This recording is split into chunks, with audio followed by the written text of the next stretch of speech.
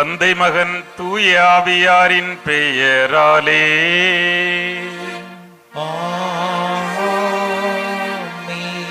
நம் ஆண்டவராகிய இயேசு கிறிஸ்துவின் அருளும் கடவுளின் அன்பும் தூய ஆவியாரின் நட்புறவும் உங்கள் அனைவரோடும் இருப்பதாக.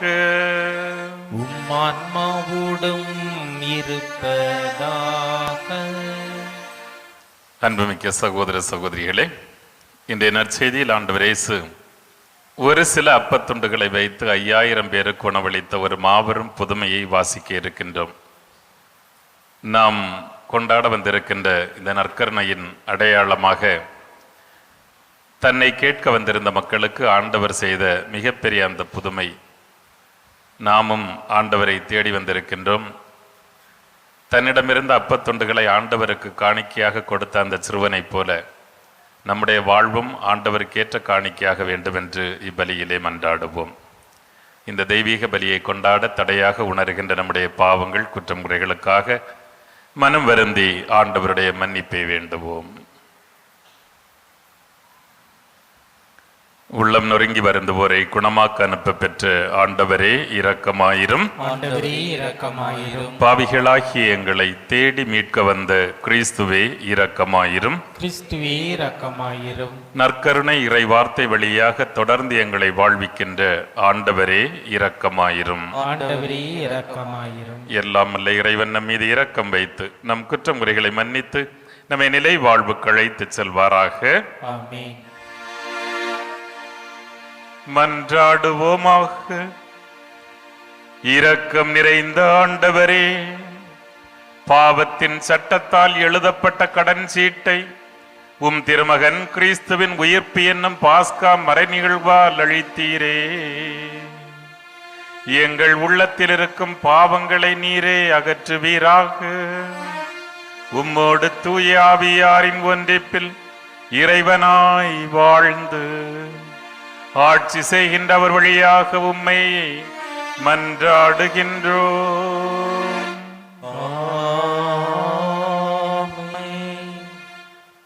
திருத்தூதர் பணிகள் நூலிலிருந்து வாசகம். பிரிவு 5, இறை வார்த்தைகள் 34 முதல் 42 முடிய. அந்நாள்களில் கமாலியேல் என்னும் பெயருடைய பரிசேயர் ஒருவர் தலைமை சங்கத்தில் எழுந்து நின்றார். அவர் மக்கள் அனைவராலும் மதிக்கப்பட்ட திருச்சட்ட ஆசிரியர். திருத்தூதரை சிறிது நேரம் வெளியே போகும்படி ஆணையிட்டு அவர் சங்கத்தாரை நோக்கி கூறியது: இஸ்ரேல் மக்களே, இந்த மனிதர்களுக்கு நீங்கள் செய்ய எண்ணி உள்ளதை குறித்து எச்சரிக்கையாயிருங்கள். சிறிது காலத்திற்கு முன்பு தெயுதா என்பவன் தோன்றி தான் பெரியவன் என்று கூறிக்கொண்டு ஏறத்தாழ 400 பேரை தன்னுடன் சேர்த்து கொண்டான். ஆனால் அவன் கொல்லப்பட்டான். அவனை பின்பற்றிய அனைவரும் சிதறி போகவே அந்த இயக்கம் ஒன்றுமில்லாமல் போயிற்று. இவற்றுக்கு பின்பு மக்கள் தொகை கணக்கிடப்பட்ட நாள்களில் கலிலேயனான யூதா என்பவன் தோன்றி தன்னோடு சேர்ந்து கிளர்ச்சி செய்யும்படி மக்களை தூண்டினான். அவனும் அழிந்தான். அவனை பின்பற்றிய மக்கள் அனைவரும் சிதறி போயினர். ஆகவே இப்போது நீங்கள் இம்மனிதனை விட்டுவிடுங்கள் என நான் உங்களுக்கு கூறுகிறேன். இவர்கள் காரியத்தில் நீங்கள் தலையிட வேண்டாம். இவர்கள் திட்டமும் செயலும் மனிதரிடத்திலிருந்து வந்தவை என்றால் அவை ஒழிந்து போகும். அவை கடவுளை சார்ந்தவை என்றால் நீங்கள் அவற்றை ஒழிக்க முடியாது. நீங்கள் கடவுளோடு போரிடுபவர்களாகவும் ஆவீர்கள்.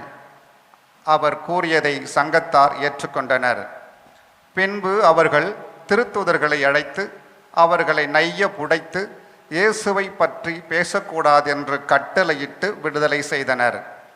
இயேசுவின் பெயரை முன்னிட்டு அவமதிப்புக்கு உரியவர்களாக கருதப்பட்டதால் திருத்தூதர்கள் மகிழ்ச்சியோடு தலைமை சங்கத்தை விட்டு வெளியே சென்றார்கள். அவர்கள் நாள்தோறும் கோவில்களிலும் வீடுகளிலும் தொடர்ந்து கற்பித்து இயேசு கிறிஸ்துவை பற்றி நற்செய்தி அறிவித்து வந்தார்கள். ஆண்டவரின் அருள்வாக்கு.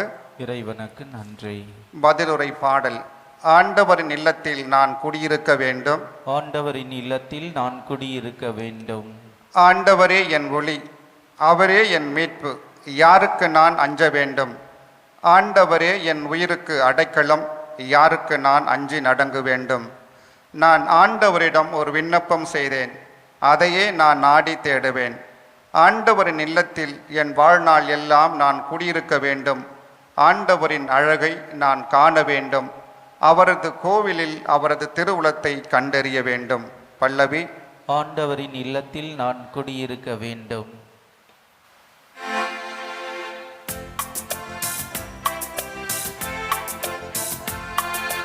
அல்லேலூயா, அல்லேலூயா, அல்லேலூயா, அல்லேலூயா, அல்லேலூயா, அல்லேலூயா, அல்லேலூயா, அல்லேலூயா. மனிதர் அப்பத்தினால் மட்டுமல்ல, மாறாக கடவுளின் வாய்ச்சொல் ஒவ்வொன்றாலும் வாழ்வர். அல்லேலூயா, அல்லேலூயா, அல்லேலூயா, அல்லேலூயா, அல்லேலூயா. ஆண்டவர் உங்களோடு இருப்பாராக. உமான்மாவுடனும் இருப்பாராக. தூய யோவான் எழுதிய பரிசுத்த நற்செய்தியிலிருந்து வாசகம். ஆண்டவரே, மாட்சி உமக்கே. யோவான் நற்செய்தி அதிகாரம் 6 இறைவார்த்தைகள் 1 முதல் 15 முடிய. இயேசு கலிலேய கடலை கடந்து மறுகரைக்கு சென்றார். அதற்கு திபேரிய கடல் என்றும் பெயருண்டு. உடல்நலமற்றோருக்கு அவர் செய்து வந்த அரும் அடையாளங்களை கண்டு மக்கள் பெரும் திரளாய் இயேசுவை பின்தொடர்ந்தனர். இயேசு மலைமேல் ஏறி தம் சீடரோடு அமர்ந்தார். யூதருடைய பாஸ்கா விழா அண்மையில் நிகழவிருந்தது. இயேசு நிமிர்ந்து பார்த்து மக்கள் பெரும் திரளாய் அவரிடம் வருவதைக் கண்டு, இவர்கள் உண்பதற்கு நாம் எங்கிருந்து அப்பம் வாங்கலாம் என்று பிலிப்பிடம் கேட்டார். தாம் செய்ய போவதை அறிந்திருந்தும் அவரை சோதிப்பதற்காகவே இக்கேள்வியை கேட்டார். பிலிப்பு மறுமொழியாக, 200 தெனாரியத்திற்கு அப்பம் வாங்கினாலும் ஆளுக்கு ஒரு சிறு துண்டும் கிடைக்காதே என்றார். அவருடைய சீடருள் ஒருவரும் சீமோன் பேதுருவின் சகோதரருமான அந்திரேயா, இங்கே சிறுவன் ஒருவன் இருக்கிறான், அவனிடம் 5 வார்க்கோதுமை அப்பங்களும் 2 மீன்களும் உள்ளன, ஆனால் இத்தனை பேருக்கு இவை எப்படி போதும் என்றார். இயேசு மக்களை அமரச் செய்யுங்கள் என்றார். அப்பகுதி முழுவதும் புல்தரையாய் இருந்தது. அமர்ந்திருந்த ஆண்களின் எண்ணிக்கை ஏறக்குறைய 5000. இயேசு அப்பங்களை எடுத்து கடவுளுக்கு நன்றி செலுத்தி அமர்ந்திருந்தோருக்கு கொடுத்தார். அவ்வாறு மீன்களையும் பகிர்ந்தளித்தார். அவர்களுக்கு வேண்டிய மட்டும் கிடைத்தது. அவர்கள் வயிறார உண்டபின் ஒன்றும் வீணாகாதபடி எஞ்சிய துண்டுகளை சேர்த்து வையுங்கள் என்று தம் சீடரிடம் கூறினார். மக்கள் உண்டபின் 5 வார்க்கோதுமை அப்பங்களிலிருந்து எஞ்சிய துண்டுகளை சேர்த்து சீடர்கள் 12 கூடைகளில் நிரப்பினார்கள். இயேசு செய்த இந்த அரும் அடையாளத்தை கண்ட மக்கள், உலகிற்கு வர இருந்த இறைவாக்கினர் உண்மையில் இவரே என்றார்கள். அவர்கள் வந்து தம்மை பிடித்து கொண்டு போய் அரசராக்கப் போகிறார்கள் என்பதை உணர்ந்து இயேசு மீண்டும் தனியாய் மலைக்கு சென்றார். இது கிறிஸ்து வழங்கும் வாழ்வு தரும் நற்செய்தி. கிறிஸ்துவே உமக்கு புகழ். கிறிஸ்து இயேசுவில் பிரியமான சகோதர சகோதரிகளே, யோவான் நற்செய்தியாளருடைய நற்செய்தி பகுதியில் 6ஆம் அதிகாரத்திலிருந்து இன்று நாம் வாசிக்க தொடங்குகிறோம். இந்த பகுதி முழுவதுமே அடுத்த சில நாட்களுக்கு நற்கருணையை பற்றித்தான் பேசுகிறது. இயேசு எப்படி தன்னை உடைத்து நமக்காக உணவாக கொடுத்தார் என்பதை பற்றி பேசுகிற பகுதிதான் இது. இந்த அப்பம் பலுகச் செய்கிற நிகழ்ச்சி ஏறக்குறைய 4 நற்செய்திகளிலுமே தெளிவாக காணப்படுகிறது. எனவே இது கண்டிப்பாக நடைபெற்றிருக்க வேண்டும் என்பதில் யாருக்கும் சந்தேகம் இல்லை. ஆனால் நற்செய்தியாளர் யோவான் அதை இன்னும் அதிகமாக நமக்கு சில செய்திகளை சேர்த்து சொல்கிறார். நாம் அந்த கூட்டத்தில் இடம்பெற்றவர்களாக இருப்பதை போல நமக்கு ஞாபகமூட்டுகிற விதத்தில் சில விஷயங்களை நம்மோடு பகிர்ந்து கொள்கிறார். அவர் ஒரு வரலாற்று ஆசிரியரை போல மிக அழகாக இந்த நிகழ்ச்சியை கோர்வையாக நமக்கு தொகுத்து தருகிறார். இன்று நமக்கு சொல்லப்படுகின்ற செய்தி என்ன என்று பார்க்கிற பொழுது, முதலில் நாம் எதற்கு ஆண்டவரை தேடுகிறோம்? ஒரு பெரிய கொஸ்டின் மார்க். என் வாழ்வு மாற்றம் பெற வேண்டும், என்னுடைய கெட்ட பழக்கம் எல்லாத்தையும் விட்டுறணும், என்னுடைய இதயத்தில் எப்போ அன்பால் நிரப்பிக்கொள்ளணும், இனி இருளே இருக்கக்கூடாது, என் வார்த்தைகள் எல்லாம் நல்லா வரணும், கடவுளுக்கு ஏற்றதாக இருக்கணும், என்னுடைய வாழ்வின் செயல்பாடுகள் எல்லாம் பிறருக்கு வாழ்வை வாரி வழங்கக்கூடியதாக இருக்க வேண்டும் அப்படிங்கிறதுக்காக வர்றோமா? இல்லை அந்த கூட்டம் எதுக்கு போச்சுங்கிறத அவர் சொல்கிறார். அவர்கள் உடல் நலமற்றோருக்கு அவர் செய்து வந்த அரும் அடையாளங்களை கண்டு பெரும் திரளாய் அவரை பின்தொடர்ந்தனர். தங்களுக்கும் ஏதாவது கிடைக்காதா என்கிற நோக்கத்தில் மட்டும்தான் அவரை பின்தொடர்ந்தனர் என்று நற்செய்தியாளர் சொல்லுகிறார். இதுதான் பல நேரங்களில் நம்முடைய ஆலய விசிட்டுகளும் இந்த அடிப்படையில் தான். எனக்கு ஏதாவது கிடைக்குமா கிடைக்காதா, அதை கூடும் இதை கூடும் கேட்கறதுக்கு தான் நம்ம வர்றோம் அப்படின்னு சொன்னால் அது கரெக்ட் இல்லை அப்படிங்கிறத முதல்ல தெளிவாக சொல்லிடுறார். ஓகே, வர்றது எதுக்காக? வாழ்வில் மாற்றம் பெற வேண்டும் என்பதற்காக. இரண்டாவதாக, பெரிய கூட்டம், ஆண்கள் மட்டும் 5000 அப்படின்னு சொன்னால் கண்டிப்பாக பெண்கள் இருந்திருப்பார்கள், கண்டிப்பாக இளையோர் இருந்திருப்பார், சிறுவர் சிறுமியர்கள் இருந்திருப்பார்கள். ஆனால் அது ஒரு ஆணாதிக்க சமூகம். எனவே நற்செய்தியாளரும் அந்த காலத்தை பின்பற்றி ஆண்களுடைய தொகையை மட்டும் எழுதியிருக்கிறார் 5000 என்று. ஆனால் இவர்களுக்கு அப்பம் வாங்குவதற்கு, இவர்களுக்கு எப்படி அப்பம் வாங்கி நாம் உண்ண கொடுக்கலாம் என்று ஆண்டவர் கேட்கிறார். அங்க ஒரு விஷயத்தை சொல்றாரு. அது என்ன சொல்றாரு அப்படின்னு சொன்னா, தாம் செய்ய போவதை அறிந்திருந்தும் அவரை சோதிப்பதற்காகவே இக்கேள்வியை கேட்டார். ஆண்டவருக்கு தெரியும் நான் என்ன செய்ய போறேன் அப்படின்னு. நம்முடைய வேண்டுதல் என்ன, நமக்கு எது தேவை என்பதை ஆண்டவர் அறிந்திருக்கிறார். அவர் சொல்றாரு, நீங்கள் கேட்பதற்கு முன்பாகவே உங்களுடைய தேவைகளை நான் அறிந்திருக்கிறேன். ஆனாலும் கடவுள் சோதிக்கிறார்.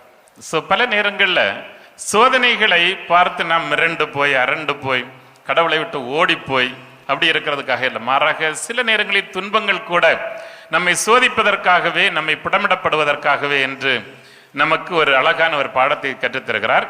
எனவே பிலிப்பு ஒரு பதில் சொல்றாரு. டிப்பிக்கலா நம்ம சொல்ற மாதிரி, ஐயோ 200 தெனாரியத்திற்கு வாங்கினாலும் அப்படின்னு சொன்னா பல லட்சம் ரூபாய் வாங்கினாலும் இவர்களுக்கு உணவு கொடுக்க முடியாது என்கிறார். ஆனால் பேதுருவுடைய சகோதரர் அந்திரேயா தான் அழகான ஒரு வார்த்தையை, ஒரு நம்பிக்கையை விட்டுக்கிற ஒரு செய்தியை சொல்கிறார். இங்கே ஒரு சிறுவன் இருக்கிறான். ஏனென்றால் அவர்கள் பெத்சாயிதா பகுதியை சார்ந்தவர்கள். எனவே பெத்சாயிதாவில் இருந்து வந்திருந்த அந்த சிறுவனை அவருக்கு தெரிந்திருக்கிறதுன்னு சொல்கிறார். அவனிடம் 5 வார்கோதுமை அப்பங்களும் 2 மீன்களும் இருக்கின்றன. பாவம், ஒரு ஆங்கில குருவானவர் ரொனால்டு நாக்ஸ் அவர் அழகா சொல்லுவார், அந்த பையன் தன்னுடைய லஞ்ச ஃபோர்கோ பண்ண, அதாவது விட்டு கொடுத்தான், 5000 பேருக்கு லஞ்சு கிடைச்சிச்சு அப்படிம்பார். அவன் ஒருவன் தன்னுடைய மதிய உணவை விட்டு கொடுப்பதற்கு தயாராக இருந்தான். ஆனால் அது 5000 பேருக்கு உணவை கொடுப்பதற்கு ஒரு காரணமாக இருக்கிறது. அப்படி ஒரு சிறுவனைத்தான் நாமும் முன்மாதிரியாக பின்பற்ற வேண்டும் என்று இன்றைய நற்செய்தி நமக்கு அழகாக கற்றுத்தருகிறது. மற்றவங்கள்ட்டையும் ஒருவேளை கொஞ்சம் இருந்திருக்கலாம், எல்லாரும் சும்மா போயிருக்க மாட்டாங்க. ஏன்னா அவங்களுக்கு தெரியும் அந்த காலத்தில் நம்ம இங்கேருந்து பஸ் நகர்லேருந்து பஸ்ஸில் ஏறி இறங்குற மாதிரி எல்லாம் கிடையாது. 2-3 நாட்கள் நடந்து போக வேண்டும். எனவே கண்டிப்பாக உணவு வைத்திருப்பார்கள். ஆனாலும் பலருக்கு அதை பகிர்வதற்கு மனமில்லை. ஆனால் இந்த சிறுவனுக்கு இருந்தது. இப்படித்தான் ஆண்டவர் பல நேரங்களில் நாம் நம்ம பற்றி எவ்வளவு சிறுமையாக நினைத்தாலும் நம்மாலும் ஆண்டவரால் அதிசயங்களை, அற்புதங்களை, வல்லமைகளை நிறைவேற்ற முடியும் என்பதற்காகத்தான் இந்த சிறுவன் இவ்வளவு முக்கியத்துவப்படுத்தப்படுகிறான். அவனுடைய பெயர் தெரியாது, ஊர் தெரியாது, அடையாளம் தெரியாது. ஆனாலும் 2000 ஆண்டுகளாக இந்த சிறுவனைத்தான் திரு அவை நற்கருணைக்கு நமக்கு எடுத்துக்காட்டாக சொல்லி கொண்டே இருக்கிறது. கொடுத்தான், வென்றான், அவ்வளவுதான். இந்த அடிப்படையில் நம்ம பார்க்கும்போது நம்மிடம் கடவுள் அதை எதிர்பார்க்கிறார். எப்படி ஒரு 82 வயது ஒரு முதியவர், கை கால் நடுக்கமுள்ள ஒரு ஸ்டான் சாமி இந்திய சமூகத்தினுடைய சமூக நீதியினுடைய அடையாளமாக கடவுளால் பயன்படுத்தப்படுகிறார்.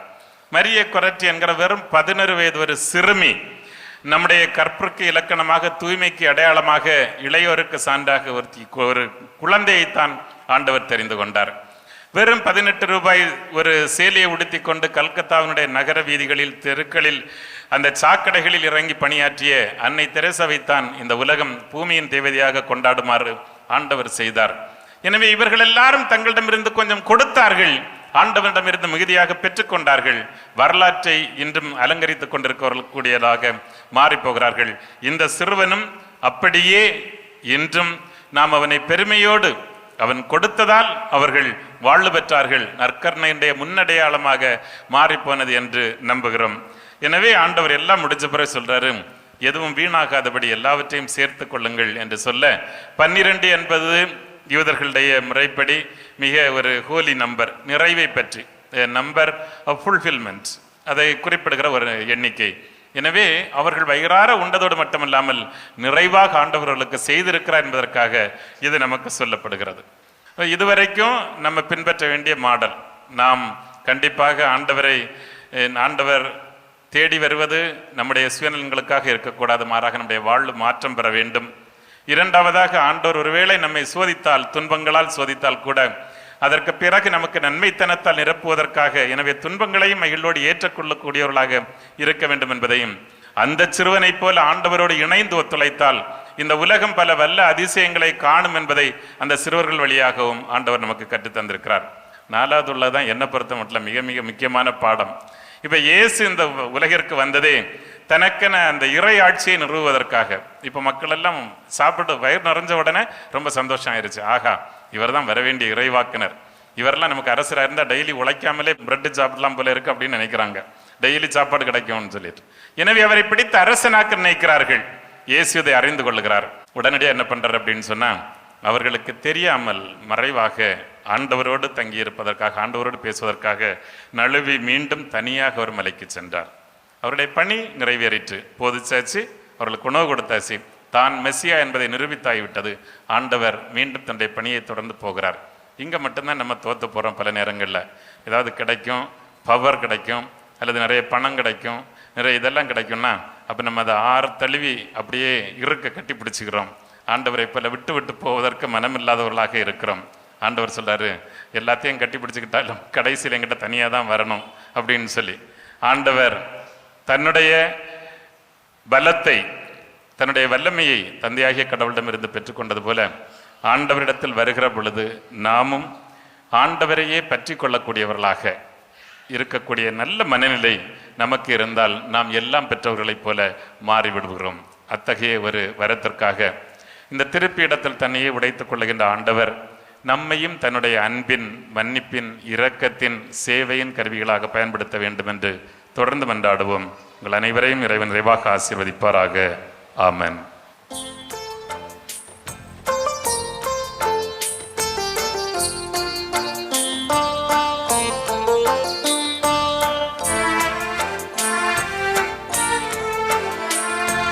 நானே ஒரு காணிக்கை பொருளாக உன் பீடத்தின் முன் வந்தேன் பணிவாக, தந்தையே ஏற்பாயோ பலியாக, சிந்தித்தேன் வெகுவாக, சிந்தையில் படவில்லை உயர்வாக, சிந்தித்தேன் வெகுவாக, சிந்தையில் படவில்லை உயர்வாக, தந்திட்டேன் என்னையே முடிவாக, தந்திட்டேன் என்னையே முடிவாக, தந்தையே ஏற்பாயோ பலியாக.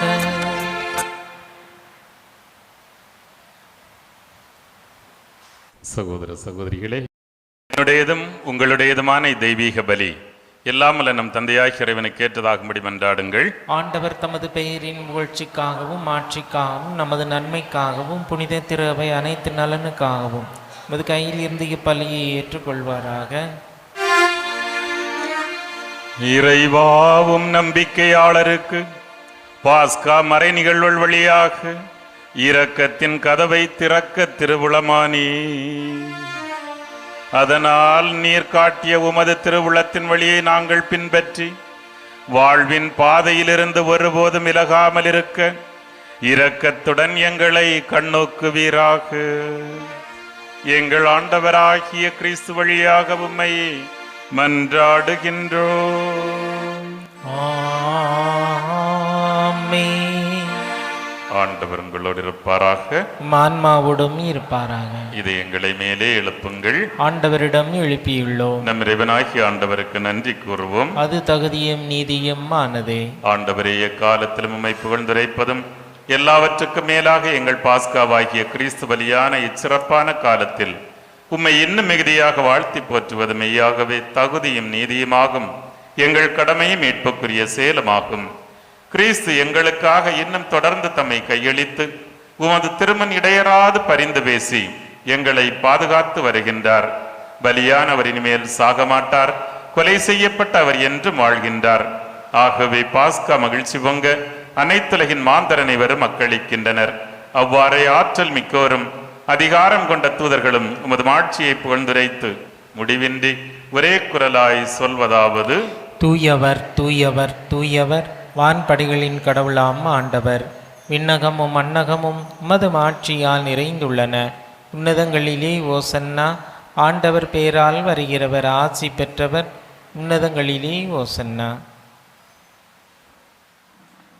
ஆண்டவரே, நீர் மெய்யாகவே தூயவர், தூய்மை அனைத்துக்கும் ஊற்று. ஆகவே உடைய தூயாவியை பொழிந்து இக்காணிக்கைகளை தூய்மைப்படுத்த உம்மை தாழ்மையோடு வேண்டுகின்றோம். இவ்வாறு எங்கள் ஆண்டவர் இயேசு கிறிஸ்துவின் திருவுடலாகவும் திரு இரத்தமாகவும் எங்களுக்கு இவை மாறுவனவாக. இயேசு பாடுபட உளம்கனிந்து தம்மை கையளித்த போது தம் திருக்கரங்களில் அப்பத்தை எடுத்து உமக்கு நன்றி செலுத்தி வாழ்த்துரைத்து அதை பிட்டு தம் சீடர்களுக்கு அளித்து அவர் கூறியதாவது: அனைவரும் இதிலிருந்து பெற்று உண்ணுங்கள், ஏனெனில் இது உங்களுக்காக கையளிக்கப்படும் என் திருவுடல்.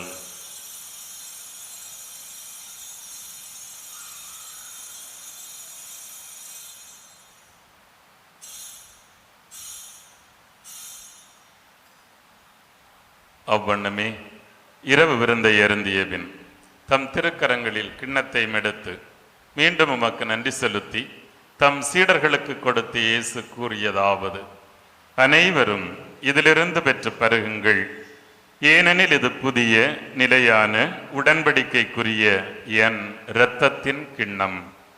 இந்த இரத்தம் பாவ மன்னிப்புக்கென்று உங்களுக்காகவும் எல்லோருக்காகவும் சிந்தப்படும். இதை என் நினைவாக செய்யுங்கள்.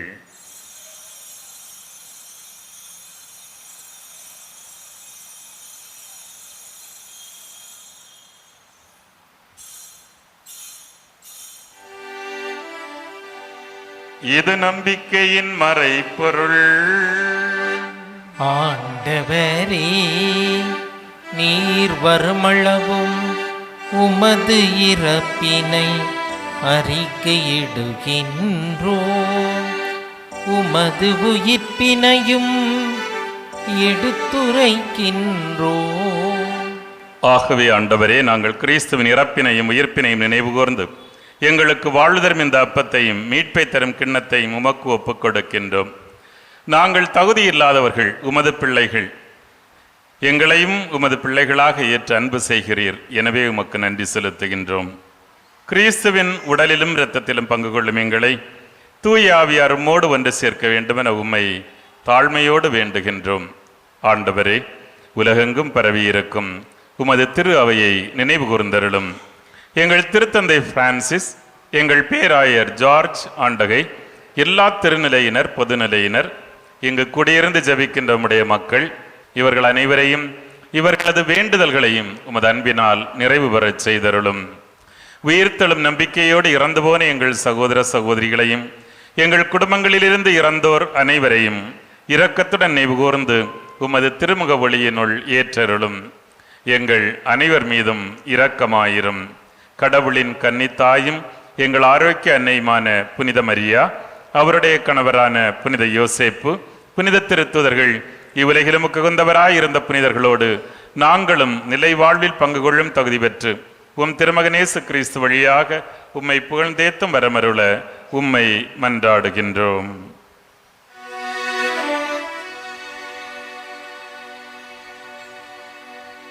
இவர் வழியாக இவரோடு இவரில் எல்லாம் வல்ல இறைவனாகிய தந்தையே,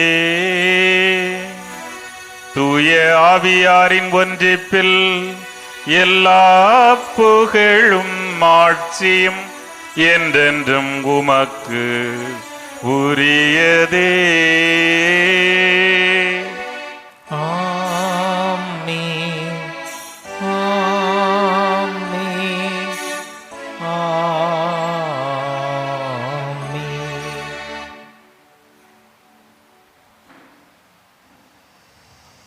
இறைவனே நமது தந்தை, நாம் அவரது பிள்ளைகள் என்ற நம்பிக்கையோடு விண்ணக தந்தையை நோக்கி மன்றாடுவோம்.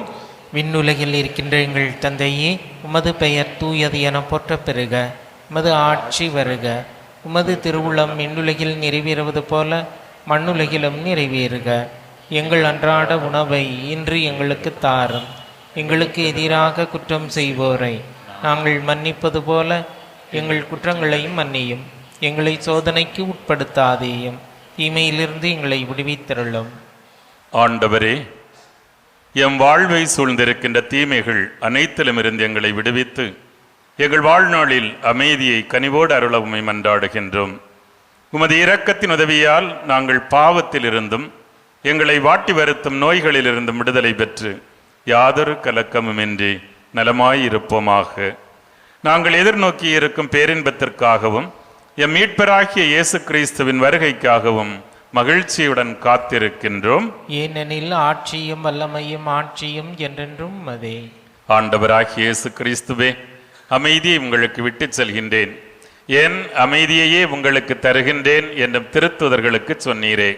எங்கள் பாவங்களை பாராமல் உமது மக்களின் நம்பிக்கையே கண்ணோக்கி எங்களுக்கும் எங்கள் குடும்பங்களுக்கும் ஒற்றுமை, அமைதி, மகிழ்ச்சி ஆகிய கொடைகளை தந்தருள்வீராக. என்றென்றும் வாழ்ந்து ஆட்சி செய்கின்றவர் நீரே. ஆமென். ஆண்டவருடைய அன்பும் அமைதியும் உங்கள் அனைவரோடும் இருப்பதாக, ஆன்மாவோடும் இருப்பதாக. ஒருவருக்கொருவர் கிறிஸ்துவின் சமாதானத்தை பரிமாறிக்கொள்வோம். சமாதானம். உலகின் பாவங்களை போக்கும் இறைவனின் செம்மறியே, எங்கள் மேல் இரக்கமாயிரும். உலகின் பாவங்களை போக்கும் இறைவனின் செம்மறியே, எங்கள் மேல் இரக்கமாயிரும். உலகின் பாவங்களை போக்கும் இறைவனின் செம்மறியே, எங்களுக்கு அமைதியை அளித்தருளும்.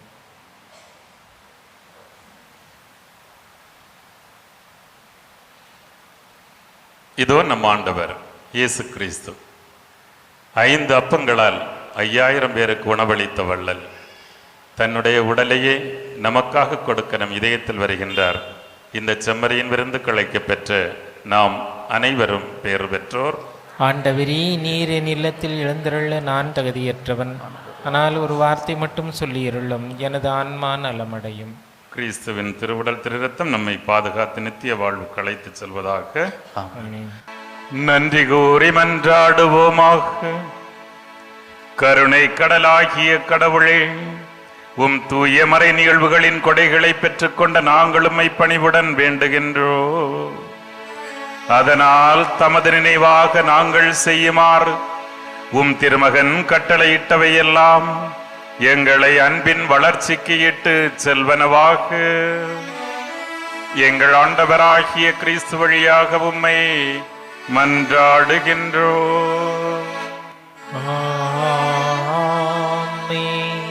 ஆண்டவர் உங்களோடு இருப்பாராக.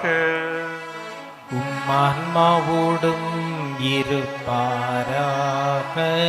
எல்லாம் வல்ல இறைவன் தந்தை, மகன், தூய ஆவியார் உங்களை தம் ஆசியால் நிரப்புவாராக. ஆமென். இறைவனின் கருவிகளாக செயல்பட சென்று வாருங்கள். திருப்பலி நிறைவேறிற்று. அல்லேலூயா, அல்லேலூயா. இறைவனுக்கு நன்றி. அல்லேலூயா, அல்லேலூயா.